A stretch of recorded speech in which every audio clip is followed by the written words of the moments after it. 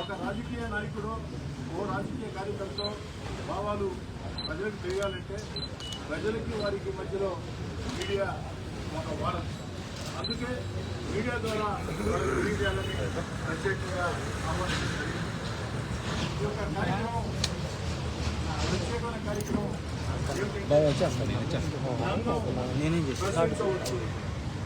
నన్ను ప్రశ్నించవచ్చు.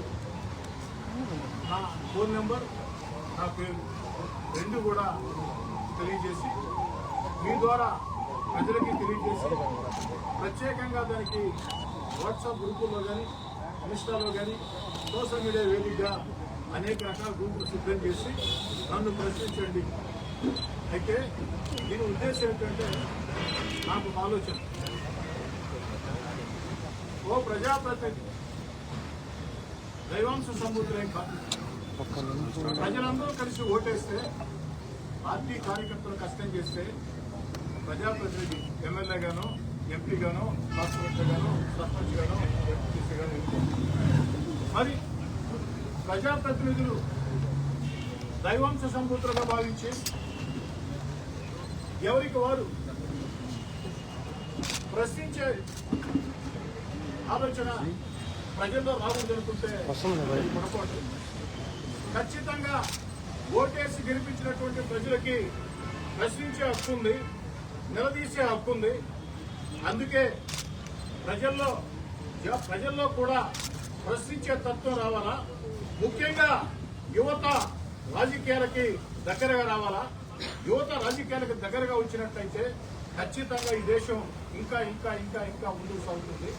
కాబట్టి ఆ యొక్క ప్రజల్లో ముఖ్యంగా యువతలో ప్రశ్నించే తత్వాన్ని పెంపొందించాలా, అది నాతోనే ప్రారంభించాలా అన్న ఉద్దేశంతో నాతో ప్రారంభమైనటువంటి ఈ కార్యక్రమం రాష్ట్ర వ్యాప్తంగా దేశవ్యాప్తంగా కూడా వెళ్లాలా. ప్రతి ప్రజాప్రతినిధి కూడా ఇదే విధంగా ప్రశ్నించే తత్వాన్ని ప్రోత్సహించాలి.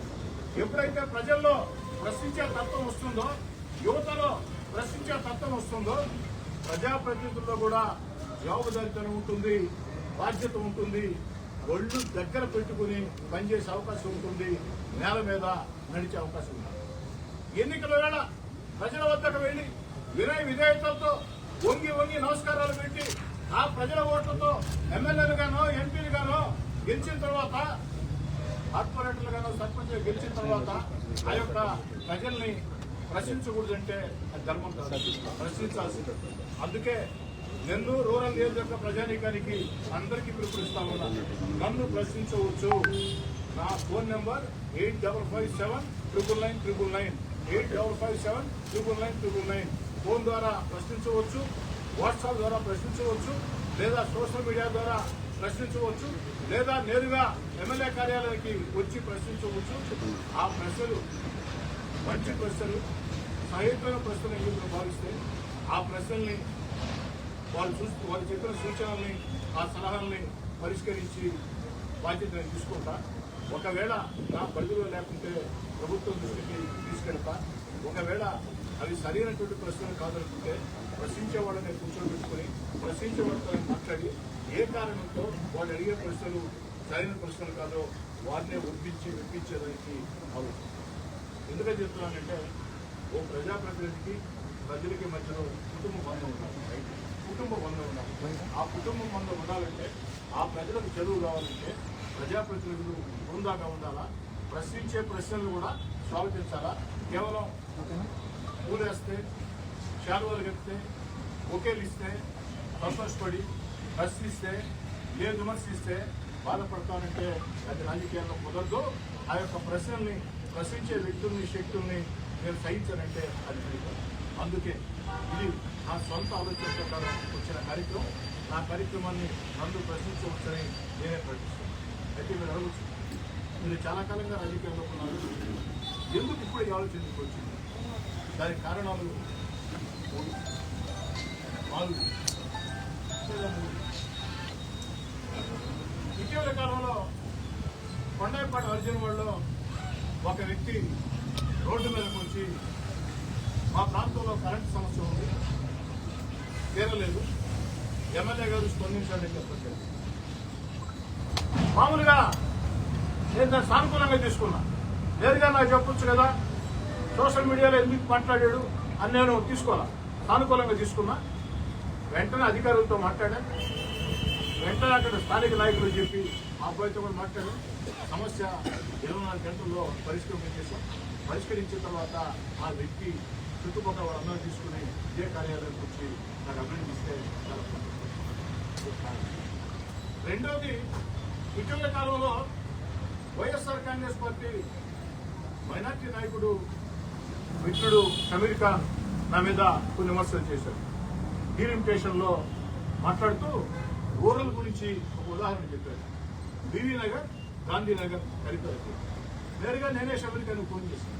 మీరు కావాలంటే సమీర్ ఖాన్ని విచారించుకోవచ్చు. ఫోన్ చేసి సమీర్ భాయ్ ఇది జరగలేదు అంటే, డీలిమిటేషన్లో పొరపాటు జరగలేదంటే ఖచ్చితంగా మాకు కూడా కొన్ని అభ్యంతరాలు ఉన్నాయి, మేము కూడా అభ్యంతరాలు తెలియజేస్తున్నాం. ఎక్కడ డీలిమిటేషన్లో మేము జోక్యం చేసుకోలేదు, ఇది వాస్తవం. అందులో నువ్వు చెప్పినటువంటి కారణం రూరల్ సంబంధించి గాంధీనగర్, బీవీ నగర్ కలిపింది మంచి అవసరం. నీకు సమాచారం సరిగ్గా వచ్చినట్లేదు, సరి చేసుకో, అది చూసుకో. ఒకవేళ నిజం అయితే నేను తీసుకుంటా దాన్ని కాలేజ్. ఇదే కాదు, ఇంకా ఏదైనా నెల్లూరు రూరల్లో ఎక్కడైనా పొరపాటు జరుగుతుంటే కమిషనర్కి కాపీ ఇవ్వండి, నాకు కూడా కాపీ ఇవ్వండి. నేను కూడా మీ పక్షాన మాట్లాడతా. మీరేదో వేరే పార్టీ మీరు ప్రశ్నిస్తే మేము సమాధానం చెప్పాలా అన్న ఆలోచన వద్దని చెప్పి చెప్తున్నారు.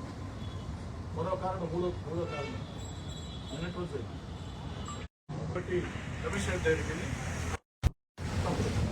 అర్జీ ఇచ్చిన పోస్టింగ్ కూడా పెట్టారు. ఇక్కడ నాయకులు పేపర్లకి ఫోటోలు ఇస్తున్నారు, వీడియోలు ఇస్తున్నారు, పని జరగట్లేదు.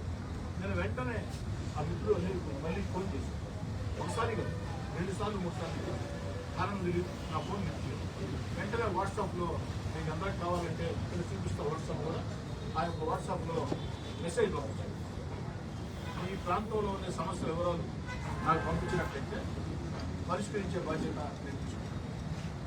4వ కారణం, ఈ మూడు సంఘటనలతో ఇది బాగుంది. వాడు రాజకీయంగా నా ప్రత్యర్థులైనా కొంతమంది, ఒక 2 వైఎస్ఆర్ కాంగ్రెస్ పార్టీ, ఒక వ్యక్తి ఏ పార్టీ పౌరులు, వీళ్ళు ప్రశ్నించిన విధానం, నేను స్పందించిన విధానం, దీన్నే ఒక కార్యక్రమం చేసేలా ఉంటుందని చెప్పి నేను అటు రోజు మధ్యాహ్నం నిర్ణయం తీసుకోవడం జరిగింది. అదేందో దేవుడు ఆశీస్సులు అన్నట్టు నిన్న సాయంకాలం మరో సమస్య నా దృష్టికి ఏమిటంటే, నిన్న ఒక ఛానల్ వారు నాతో డైలీ ఎమ్మెల్యే కార్యక్రమాన్ని చేసినప్పుడు ఒక వ్యక్తి కనపర్తిపాడు దళిత వాళ్ళ నుంచి ఫోన్ చేసి, దళిత వాళ్ళలో ఈ యొక్క 3వసారి మీరు ఎమ్మెల్యే అయిన తర్వాత ఒక్క పని కూడా జరగలేదు. నాకు అర్థం కాలేదు. నిజంగా చరిత్ర ఎదుగుతున్న అభివృద్ధి నెల్లూరు రూరల్ నియోజకవర్గం చూస్తూ ఉంది. అంటే మొత్తం చేశారంటే, మొత్తం చేయాలంటే చాలా కాలం పడుతుంది. నెల్లూరు రూరల్ నియోజకవర్గంలో సిమెంట్ రోడ్లు, కాలువలు, ఈ సమస్యలు పరిష్కారం చేయాలంటేనే దాదాపు 1000 కోట్లు, 1200 కోట్లు పని అవుతుంది. ఒక రోజులో, ఒక్క రాత్రిలో, ఒక్క 6 నెలల్లో, ఒక్క నెలలో అద్భుతాలు చేయడం. కానీ ఇప్పటికే దాదాపు 200 కోట్లు అటు కార్పొరేషన్ కూడా. అంటే మిగతా అభివృద్ధి పనులన్నీ ఆర్ఎంబీ డిపార్ట్మెంట్ కావచ్చు, నేషనల్ హైవేస్ కావచ్చు, రైల్వే కావచ్చు, అన్నీ కలిపితే 655 కోట్లు. కానీ ఒక్క కార్పొరేషన్ కూడా నుంచే దాదాపు 200 కోట్లు. ఎక్కడ 1200 కోట్లు, ఎక్కడ 200 కోట్లు. కానీ ప్రతి ప్రాంతంలో ఎంతో కొంత పని జరిగింది, అది మాత్రం నేను చెప్పగలుగుతా. చేయాల్సినవి చాలా ఉన్నాయి. ఇక్కడ వరకొట్టుపాడు దళితవాడ ఎందుకు జరగలేదు, అందులో గత ఎన్నికల్లో నాకు అండగా ఇచ్చిన ప్రాంతం అని నేను విచారిస్తే రాత్రి నా విషయం తెలిసింది. నాకు ఎవరైతే చెప్పారో కనుపర్తిపాడు దళితవాడలో ఈ 2 సంవత్సరాల్లో ఒక్క పని జరగలేదు. కనుపర్తిపాడు గిరిజన వాళ్ళలో జరిగింది, ఊర్లో జరిగింది, దళిత వాళ్ళ జరగదని చెప్పి కలిసి వస్తూనే నేను కానీ నా తమ్ముడు గిరి కానీ నేను ప్రేక్షదానికి పోను.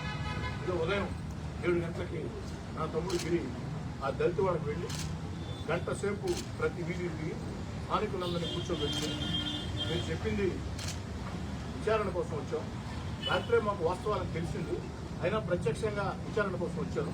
ఖచ్చితంగా ఇక్కడ జరగడానికి తప్పు జరిగింది, అందుకే సిగ్గుతో